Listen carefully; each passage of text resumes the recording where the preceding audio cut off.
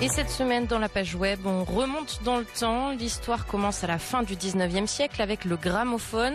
Ensuite, à chaque époque, son format de son, le vinyle, la cassette, le CD, le MP3. Quel sera le prochain? Décryptage tout de suite avec Amaury Baradon. Un format qu'ils connaissent ou non le succès finit toujours par décliner. C'est vrai pour de nombreux domaines, ça l'est aussi pour le son ou la musique enregistrée. Dès la seconde moitié du 19e siècle, le phonographe de Thomas Edison pouvait graver et restituer les vibrations sonores grâce à des cylindres en étain.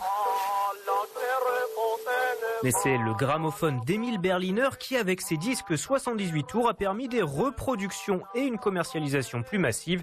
Ils domineront la première moitié du 20e siècle. Puis dans la seconde moitié, c'est l'arrivée du disque micro-sillon ou vinyle, plus pratique, permettant de plus longues écoutes, de meilleure qualité. Et la restitution en signaux électriques permettent l'amplification du son.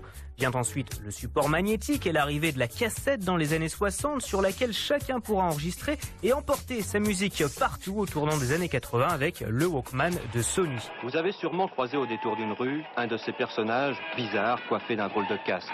Mais n'ayez pas peur, ils ont simplement un Walkman. Sony et Philips qui développeront dans la foulée le format dominant suivant, le CD, qui permettra enregistrement et lecture optique par laser sous forme de données numériques jusqu'à son déclin où il sera peu à peu remplacé non pas par un autre format de Sony, le mini-disque qui a connu un semi-échec, mais par un format que l'on associe instantanément à Internet, le MPEG 1.2 Audio Layer 3, le MP3. Le MP3 lui-même aujourd'hui supplanté. Son créateur, la société allemande Fraunhofer Gesellschaft, a annoncé il y a quelques semaines qu'elle ne renouvellerait pas ses brevets. Elle n'assurera plus son support. Le format va tomber dans le domaine public. Cette société avait été associée à la fin des années 80 à un programme de recherche européen. L'un des projets était de parvenir à numériser certains contenus en les compressant suffisamment de telle sorte qu'ils tiennent sur les disques durs de l'époque et que des données audio puissent pourquoi pas être transmises par l'intermédiaire de lignes téléphoniques. C'est un groupe de chercheurs, le Motion Picture Expert Group, ou MPEG, tiens donc, qui s'y attelle. Après plusieurs années de recherche, en utilisant notamment dans leur travail de compression la chanson Tom's Dinner de Suzanne Vega, ils créeront le MPEG 1, puis 2, et au milieu des années 90, le MP3 est né. Plusieurs facteurs expliqueront ensuite l'essor du format. Parmi eux, le succès des logiciels de lecture MP3 pour le grand public. En premier lieu, Winamp. À la fin des années 90, les premiers appareils portatifs MP3 sont lancés, comme le Rio PMP 300, et la musique de grands artistes se diffuse de façon illégale et massive. Le MP3, 2 lettres et un chiffre qui font trembler l'industrie du disque. Car la fin des années 90, c'est le moment où l'illégal, le gratuit, acquiert, à tort ou à raison, un statut de cool. Les défenseurs évoquent une alternative aux majors avec une meilleure chance offerte aux petits artistes, une diffusion de la culture de tous à tous. Il y a des sites comme le simplement nommé mp3.com par exemple, et alors que le CD cartonne toujours, ces majors tardent à réagir. Elles ne prendront conscience de ce qui se passe qu'avec Napster. À 18 ans, Sean Fanning, geek aux allures de bad boy, crée le premier logiciel peer-to-peer de partage de fichiers entre internautes, décentralisé donc difficilement contrôlable. Après tout, aux États-Unis, le partage est légal tant qu'il n'est pas commercial. Après avoir même été, sacrée ironie, invité au MTV Video Music Awards, Sean Fanning sera cependant contraint de renoncer. Napster ferme en 2001 après avoir été contraint de payer 26 millions de dollars aux ayants droit. Metallica aura été aux avant-postes de ce combat. Metallica qui devait pourtant aussi son succès à l'échange de cassettes du groupe. Mais la relève de Napster est déjà là et rien n'arrêtera plus le téléchargement illégal qui a toujours un temps d'avance sur la loi.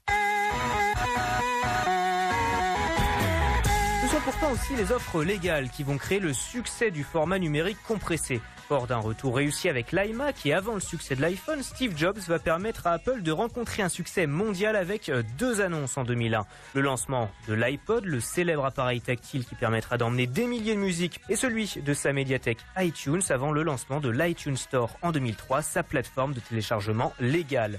1 million de chansons vendues rien que la première semaine. Il faut dire que les coûts pour la musique dématérialisée et donc les prix proposés sont très faibles. Moins d'$1 l'unité, prix unique, le schéma est plus que jamais celui de la consommation. Les majors y voient au départ une alternative au téléchargement illégal et Apple parvient à leur imposer son nouvel écosystème avant qu'elles ne réalisent qu'elles n'y sont pas forcément gagnantes. Plus que les majors, ce sont à présent les distributeurs qui imposent leurs conditions. Et avec un faible pourcentage reversé aux artistes, ils n'y gagnent pas davantage non plus. Certains comme Metallica, encore eux, Bon Jovi, Green Day ou encore les Beatles ne manqueront pas de monter au créneau avant de rentrer dans le rang. Car face à l'engouement du public, la bataille est perdue d'avance. Les modèles alternatifs resteront marginaux et la culture de la quasi-gratuité est entrée dans les habitudes. En témoigne le groupe Radiohead qui tentera de proposer à l'acheteur de payer ce qu'il souhaite pour un album. Selon certaines estimations, ce sont plus de la moitié qui n'auraient rien donné.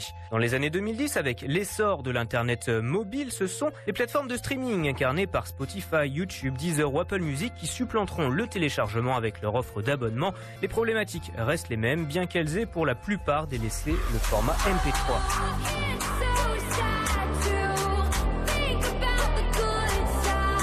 Si le MP3 est abandonné, y compris aujourd'hui par son créateur, c'est parce qu'il est en réalité dépassé, notamment par de nouveaux codecs de compression qui offrent une meilleure qualité. C'est le cas, par exemple, du format AAC qu'avait répandu déjà à l'époque Apple, son iPod et iTunes.